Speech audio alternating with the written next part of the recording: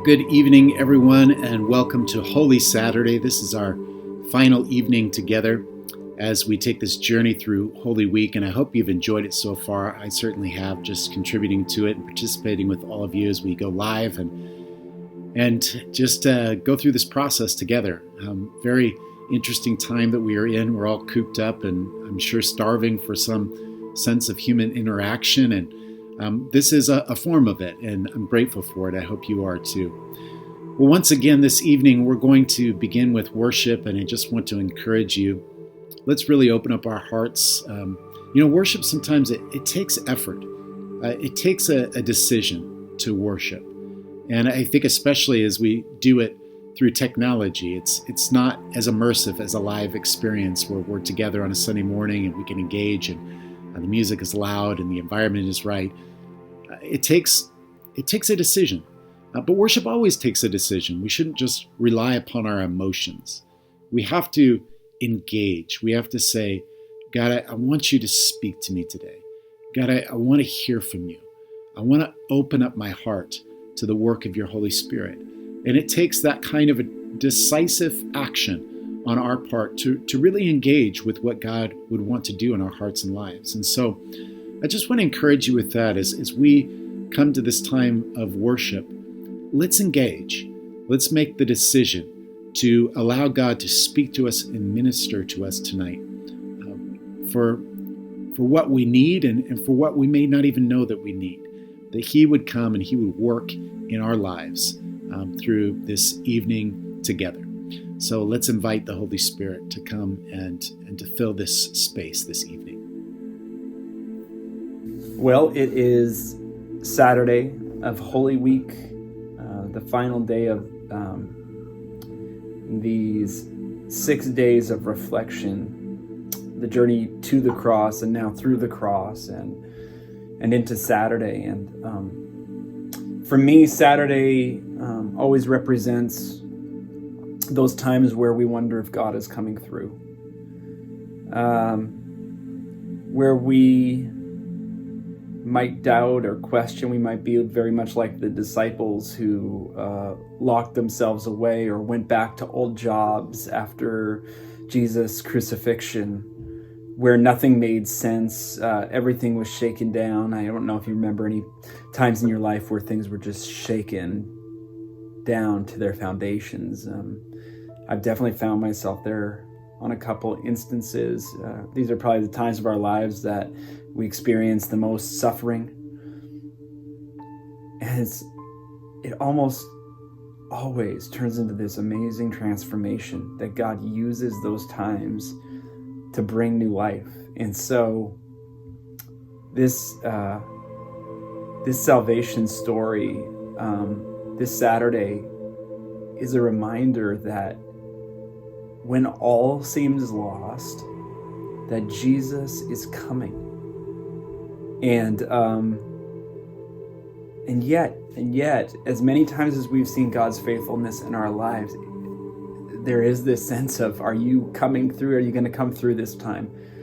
Ultimately, we believe God is coming and God is going to come through. And yet in those moments, it is sometimes really hard to believe that. So on Saturday, we join with all of those disciples, those followers of Jesus who didn't know that He was going to be back on Sunday. We sit in the suffering and we await God's salvation. And this song is called Your God is Coming.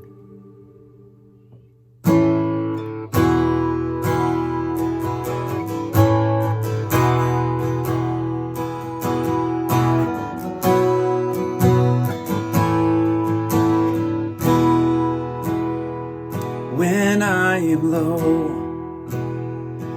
when I am weak, then you are near.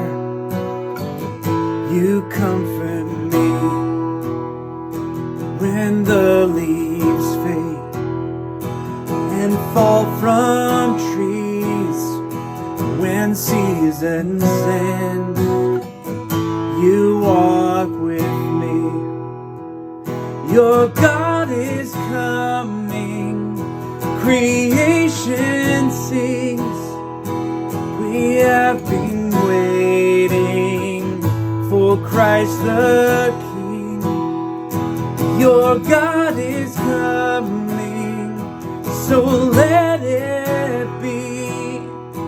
He will arise, He will bring peace.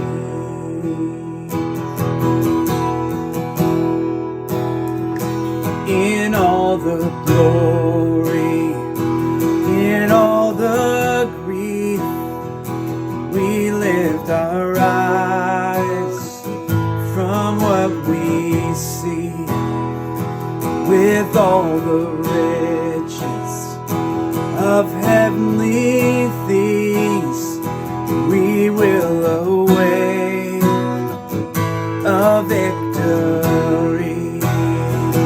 Your God is coming, creation sings, we have been waiting for Christ the King. Your God is coming, so let it be. He will arise, He will bring peace.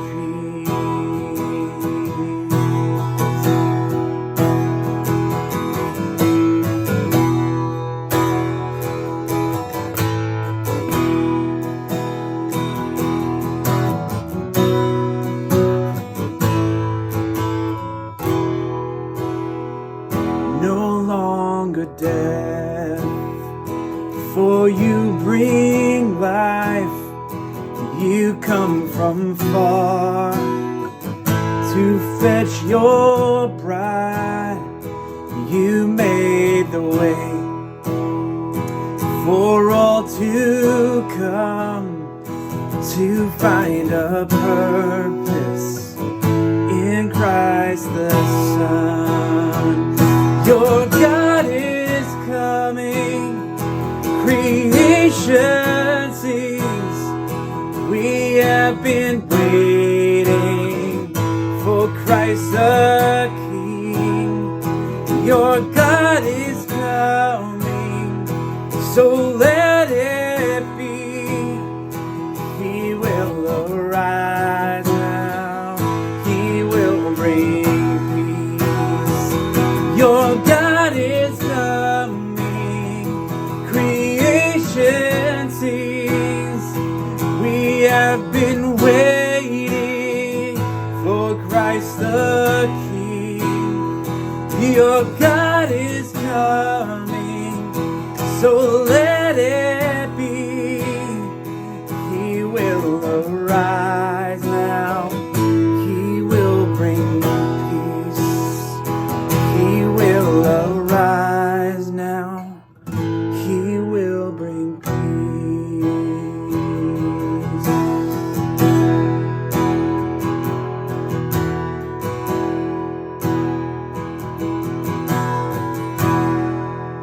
Well, it is Holy Saturday, and Holy Saturday is the day that we reflect upon primarily what the disciples were going through as they were grieving the loss of Jesus. They had buried him in the tomb, and they were dealing with the feelings of grief, sadness.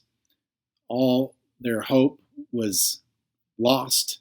They were incredibly devastated as the result of this movement that Jesus had begun, and all this optimism that they had for the future is now fallen to the ground and crumbled to pieces. And they're stuck trying to figure out what to do next. They're afraid. They're feeling alone. They're feeling abandoned. They are hiding out in safe houses and places where the Roman guards can't find them for fear of their lives. And you can really think about the emotion that they might be experiencing and the pain and the incredible loss that they're going through. But I think that a picture is worth 1,000 words. And there's this wonderful painting by a Swiss painter. His name is Eugene Burnand. Eugene Burnand. He paints this wonderful scene as he gives us a glimpse as to what it might have been like in that room or that house where the disciples had gathered. And you see in this picture where Peter has his face in his hands and the rest of the disciples are seeking to console him. And there's a great deal of grief as they're burdened with the loss of their friend, their rabbi, Jesus. And in that moment, there's no such thing as resurrection. There's no such thing as a resurgence of hope. All hope is gone, and they couldn't have conceived of the resurrection. They were as surprised as anybody else on the day that Jesus rose from the dead. And so in that moment, we have to immerse ourselves in the feelings and the emotions that they were going through. For them, death was final. And nobody had been raised from the dead. Death was the end. It was it. Death was the same as anybody else who had ever died. They never came back. And they knew that. They knew that all too well. These guys weren't gullible. They weren't thinking that a miracle to this extent was possible. They were believing that Jesus had died and that he was gone for good.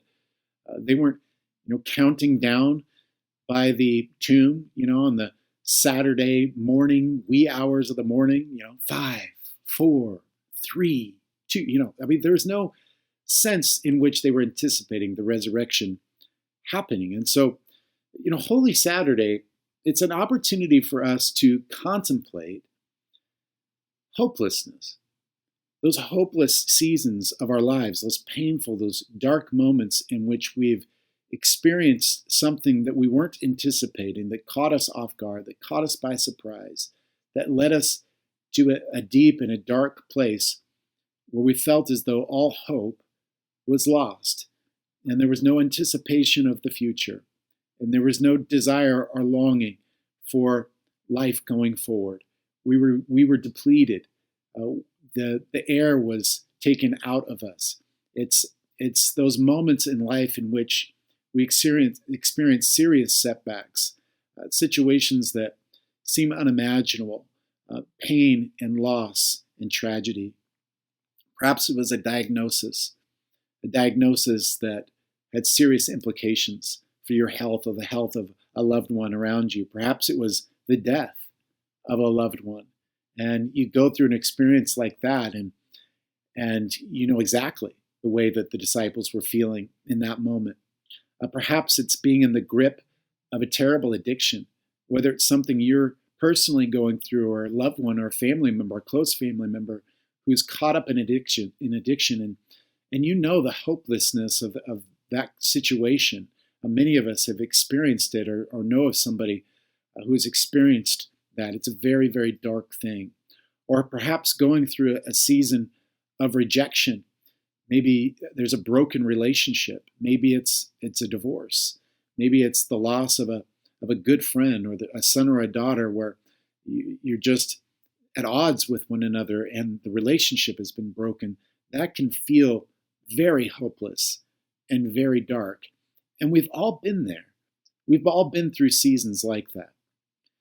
The lesson in contemplating what the disciples were going through in this incredibly dark time for them is to recognize that Holy Saturday is this day in which the disciples were grieving. And there's this day that is a buffer between Good Friday, when Jesus is crucified, and that Resurrection Sunday where Jesus rose from the grave. And that day is this buffer. It's this day of grief. It's this day where we observe the sadness and we kind of sit in it for a moment. And I think that what it speaks to us is something along the lines of, it's okay to feel pain. It's okay to cry tears of sadness, to grieve. It's okay to vent frustration and to ask God questions like, why? Why have you forsaken me? Why have you allowed this in my life? What am I supposed to do with the broken pieces all around me? It's okay to be in a season where nothing makes sense and you don't have any answers. And I think that perhaps you could argue that this season that we are in in the world is a season like that. We don't have a lot of answers, and there's just a lot of things to grieve and a lot of things to lament. Rather than avoiding it or pretending it isn't there and shoving it under the carpet or shoving it into the closet, let's face it. Let's process it. Let's work through it.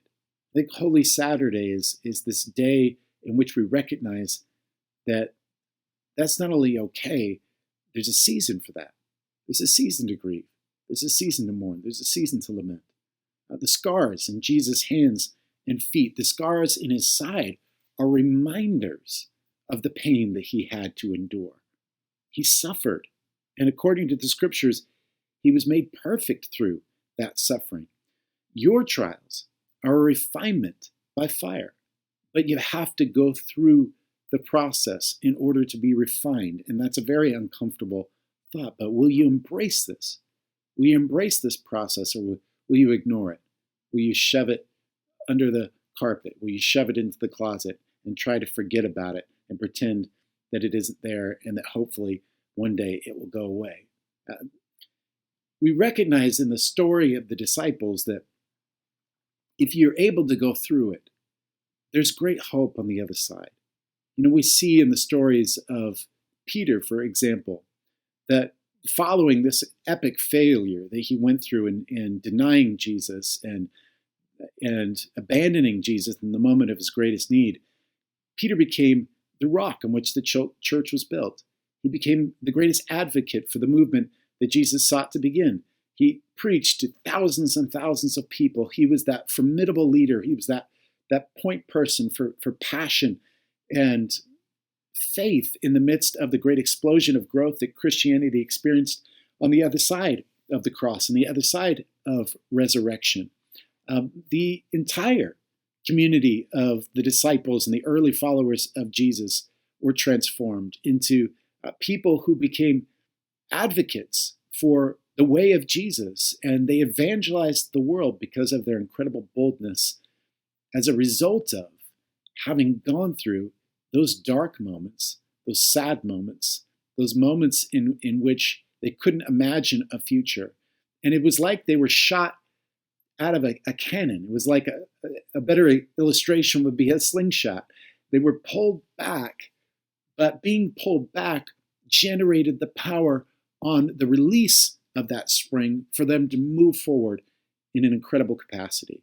And that momentum was built through what they were refined through what they went through, all that grief, all that sadness as a result of Jesus' death on the cross.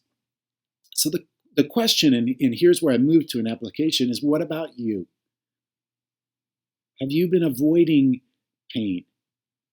Have you been pushing it to a side, pretending that it wasn't there, hoping that it would just go away?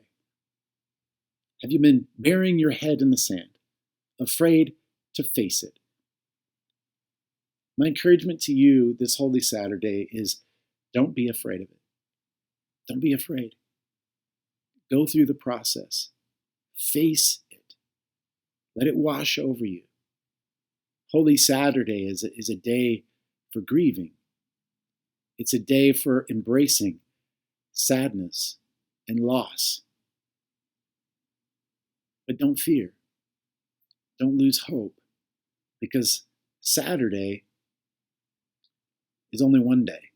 Sunday is coming. And that's the great hope and optimism that we hold on to, even in the midst of this storm, even in the midst of all the chaos swirling around us and the uncertainty that we are experiencing. Sunday is coming. This is a day in which we make our final reflections. We recognize that Jesus died. We recognize that there was pain, there was sorrow, there was sadness that the disciples experienced. But ultimately, that grave is empty. That stone was rolled away.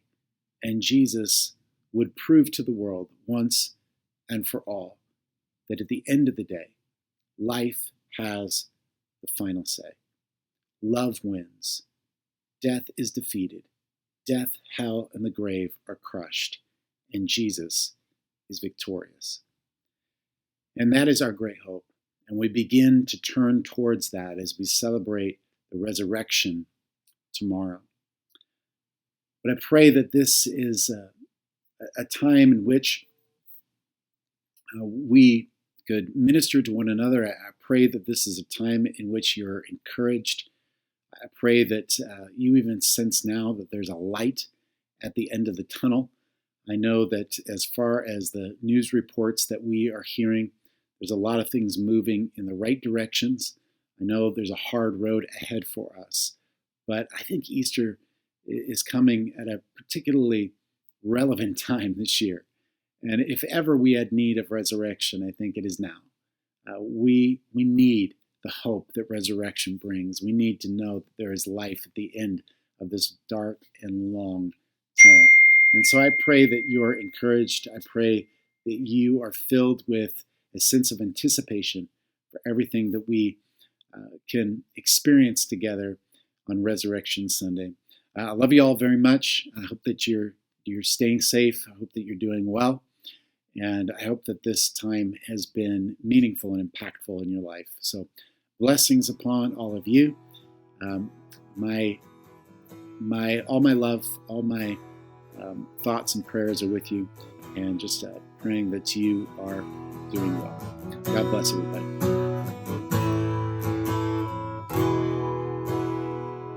No longer death, for you bring life. You come from far to fetch your bride. You made the way for all to come, to find a purpose in Christ the Son.